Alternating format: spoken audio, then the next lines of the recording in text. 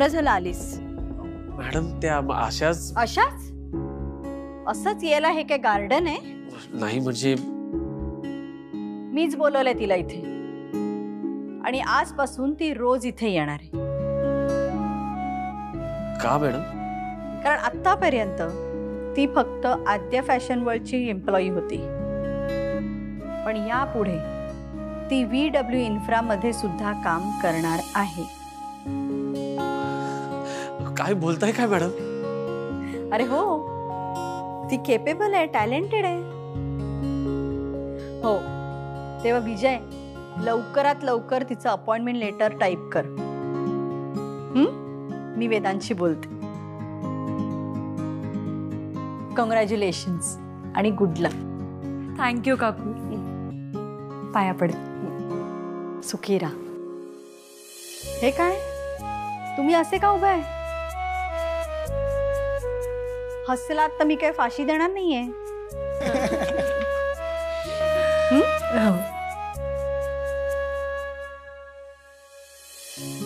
Madam खूप आनंद झालाय खरंच. Congratulation. Thank you. Congratulation. Thank you thank you. एकदम साळींद्राचा सासा कसा काय झाला हो? शट अप विजय. अहो पण ही जादू कशी काय झाली? म्हणजे काय झालं नक्की? कसं काय केलं हे सगळं तुम्ही? अहो विजय, ही तर फक्त सुरुवात आहे. म्हणजे तुमचे आणि वेदांत सरांचे 36 गुण जुळले?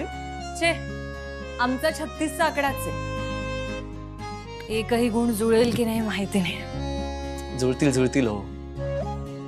आणि एक नाही, सगळे 36च्या 36 गुण जुळतील. मला खात्री आहे.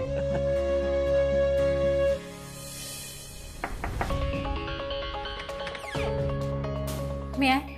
कम तुलाच बोलवणार होतो आता. का वेदांत? मी नसताना जी काही कामं आपण केली आहेत ना, त्याचा सगळा डिटेल डाटा मला हवा आहे. आपल्या टेंडरचा आत्तापर्यंतचा स्टेटस पाठवून दे. आणि हां, लवकरात लवकर अकाउंट्स अँड फायनान्स डिपार्टमेंटच्या HOD सोबत एक मीटिंग अरेंज कर. You heard me right? हां, येस. ॲक्च्युली मला थोडं बोलायचं आहे. काही अर्जंट आहे? Very urgent. Go ahead. Vedant, मला HR एजन्सीने सांगितलं की इथे वॅकन्सी आहे. मी अप्लाय केलं. फॉर्मल इंटरव्ह्यू झाला. माझं क्वालिफिकेशन, परफॉर्मन्स, टेम्परामेंट सगळंच त्यांना आवडलं, म्हणून माझं सिलेक्शन झालं. मी जॉईन केल्यापासून इथे फार मन लावून काम केलंय. इनफॅक्ट टीम सोबत माझा रॅपो सुद्धा खूप चांगला जमला होता. I was very particular at my work. Very precise, disciplined, everything. पण हे सगळं तू मला आत्ता का सांगतेस?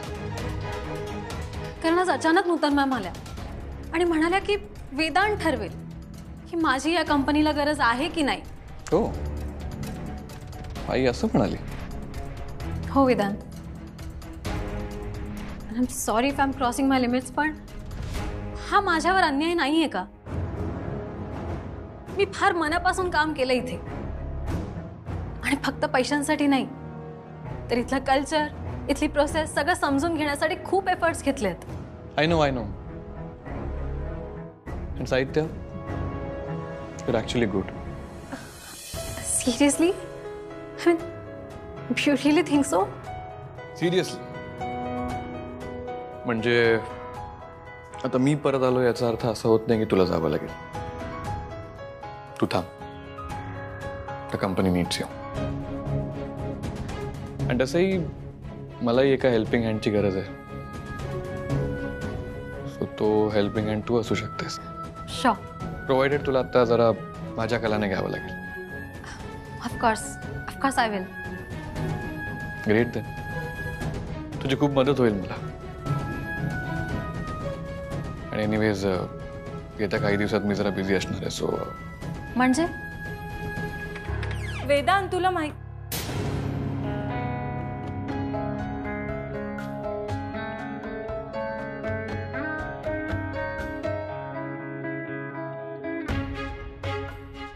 Okay, I think I should leave. Yeah.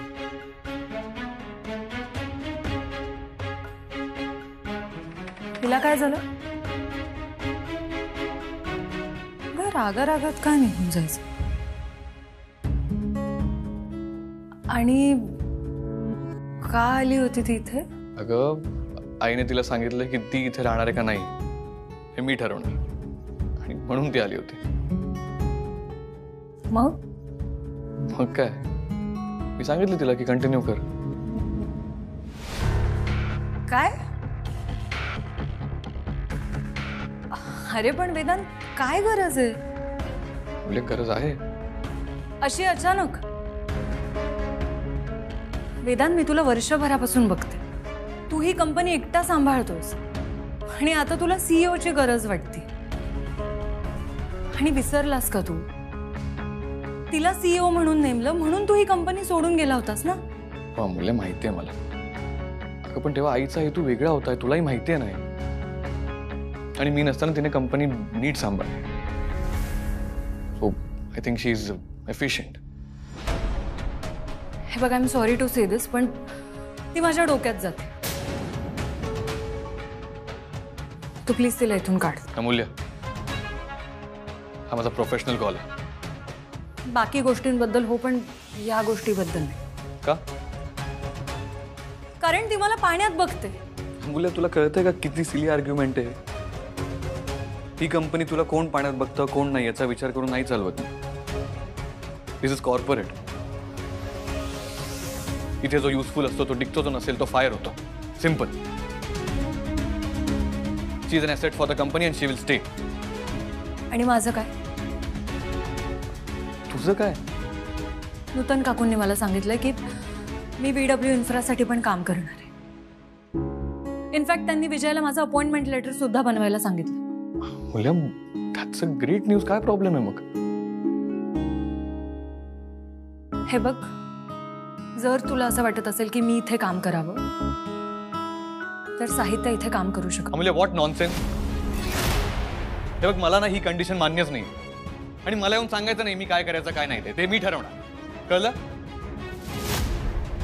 आणि आपल्या नात्याला मी रिस्पेक्ट करतो आणि आयुष्यभर करत राहीन. पण तू मला माझ्या कंपनीच्या कामात इन्फ्लुएन्स नाही करू शकत. तू मला ब्लॅकमेल नाही करू शकत आणि मला असं अल्टिमेटम दिलेलं नाही आवडत. मी तसं म्हणतच नाहीये वेदांत. मी तुला फक्त माझा डिसिजन सांगते. मी जाते इथून. तू आणि तुझी साहित्य काय पाहिजे ते करा. ए अमूल्य, अगं तू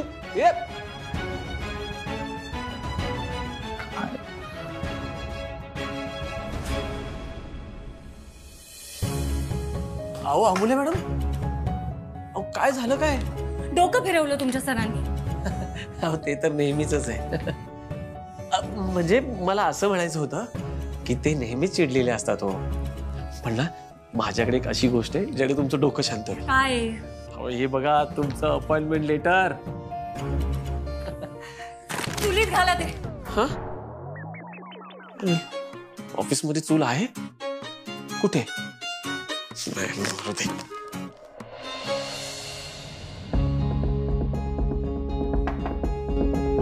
सर, मी आहे कमी. सर, सही हवी होती तुमची. कशावर? हे अमूल्य मॅडमचं अपॉइंटमेंट लेटर. चुलीत घालते लेटर. ए, हसतोयस काय? मी जोक सांगितलं? नाही अहो सर, तुम्ही दोघे काही सकाळी एकत्र ठरवून विचित्र वागता काय? विजय, फालतू बडबड करायची नाही, आधीच सांगतोय. अहो मॅडम पण अशाच चिडून गेल्या. त्या पण म्हणाल्या चुलीत घाल. तुम्ही पण म्हणताय चुलीत घाल. पण आपल्याकडे चूल कुठे आहे? आपल्याकडे तर इंडक्शन आहे. किती हुशार आहेस ना रे तू विजय. हो मग सर, तुमचीच कृपा सर. चूल नाही आहे ना आपल्याकडे? मग एक काम कर, त्या लेटरची ना अशी सुरळी बनव आणि सर तुम्ही सही तर करा, मग पुढचं पुढे बघू. तुम्ही सगळे मला काय शहाणपणा शिकवता रे? मला काय करायचं ते मी ठरवीन, तुम्ही सांगायची गरज नाहीये. आणि का करू मी सही? सर कारण मॅडम यायला हव्यात ना कंपनीमध्ये. कोणाला? आम्हाला सगळ्यांना.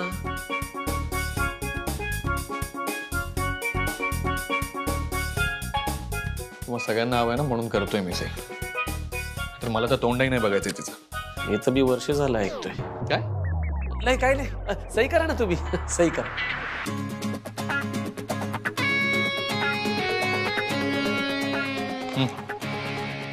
सर मॅडम म्हणतात ते करेक्ट आहे. काय?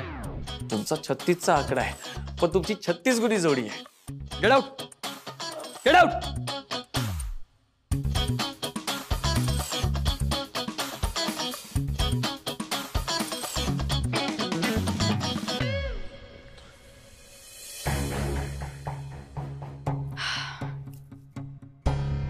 ऐक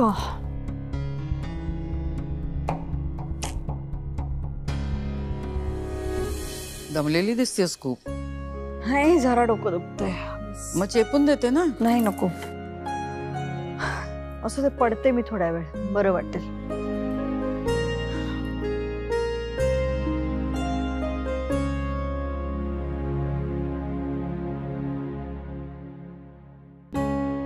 काय झालंय? नाही काही नाही, तू कर ना, आराम कर, नंतर बोलूया.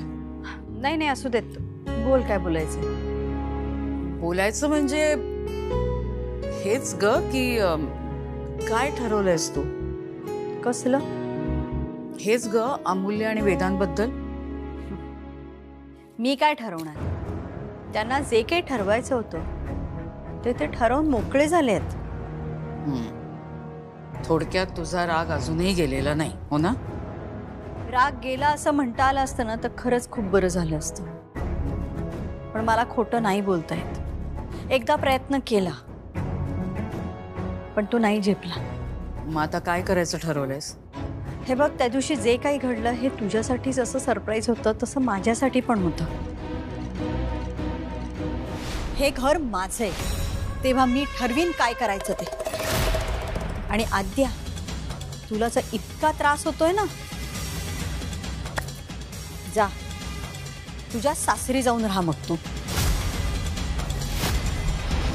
मी माझा हात पुरुषोत्तमच्या हातात देणार आहे.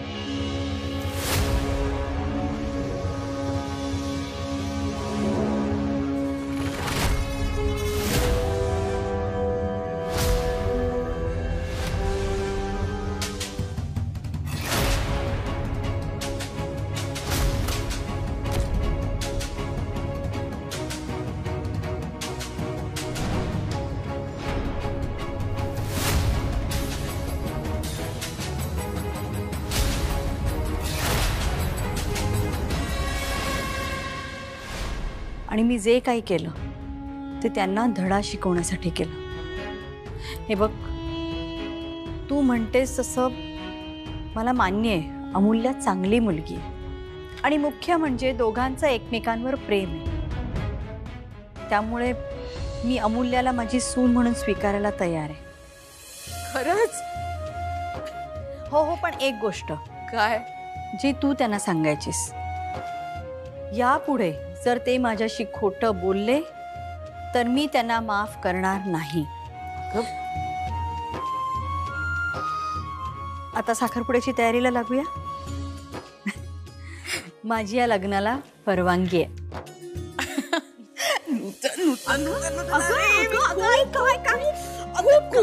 काय करतेस तू? काय करते म्हणजे? परवानगी दिलीस ना लग्नाला?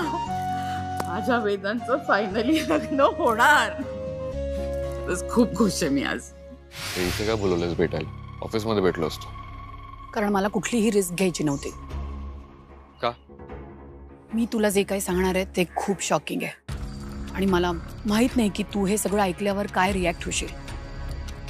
कदाचित तुझा आउटबस्ट होईल, पण तुला सांगणं माझं काम आहे. जे काही घडलंय ते खूप शॉकिंग आणि क्रुएल सुद्धा आहे. निवृत्ती डुमरेने शारदा ठोंबरेचा खून केला, कारण शारदाचा खून तुझ्या आईने त्याला करायला सांगितला होता. कारण तुझ्या वडिलांचे तिच्याबरोबर अनैतिक संबंध होते.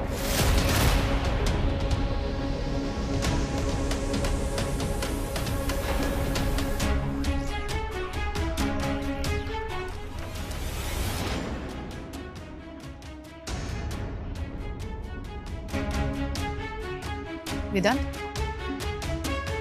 वेदांत, काय काय काय म्हणत होतीस तू? म्हणजे तू हे मी जे सांगितलं ते काहीच ऐकलं नाहीस? नाही, ऍक्च्युली मी जरा विचारात होतो. कसल्या विचारात होतास? मी इतकी महत्वाची गोष्ट सांगते आणि तू? रुक्मिणी, आय एम सॉरी, पण मला आता हे जाणून घेण्यात काही इंटरेस्ट नाहीये. काय बरास ना तू?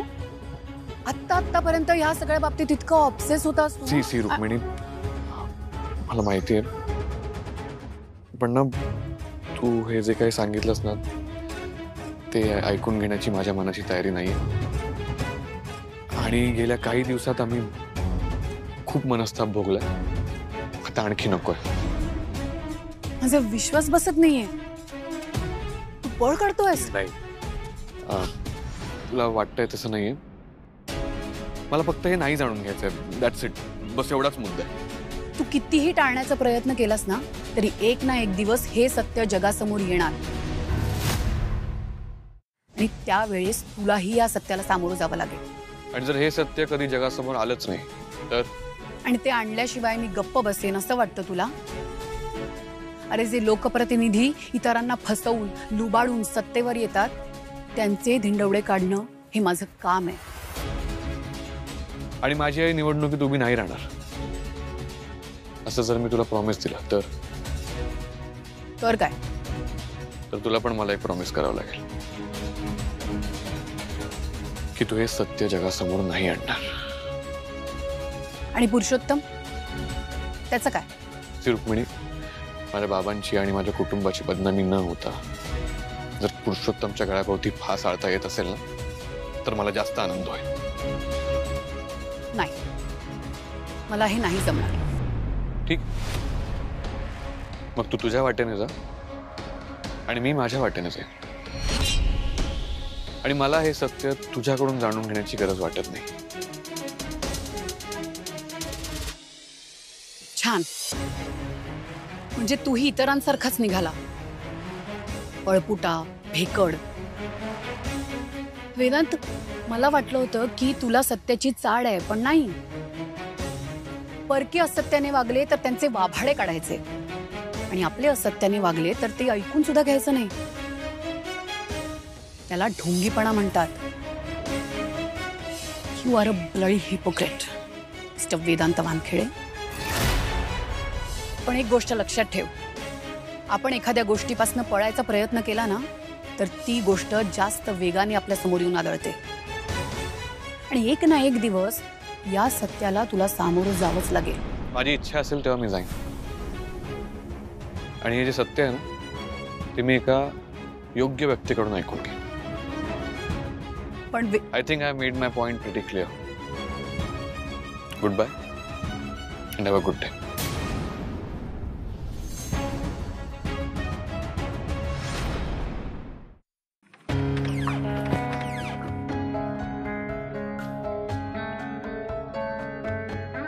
अमूल्य, अमूल्य थांब, अमूल्य थांब थांब थांब. मला बोलायचंय तुझ्याशी. बोलायचंय का भांडायचं? बोलता बोलता भांडण तर होईलच ना. त्यात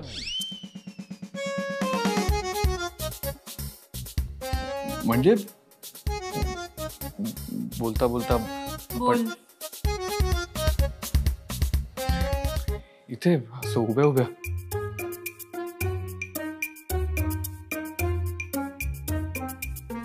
अमूल्य, लिफ्टने? हा, हे बघ, मान्य आहे तू चिडलीस माझ्यावर, पण म्हणून अशी जीवावर बेतणारी शिक्षा का देतेस?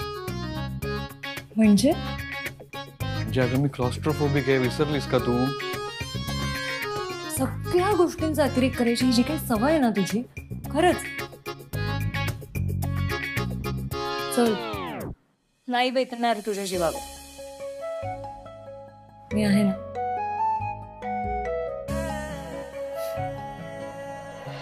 हम्म.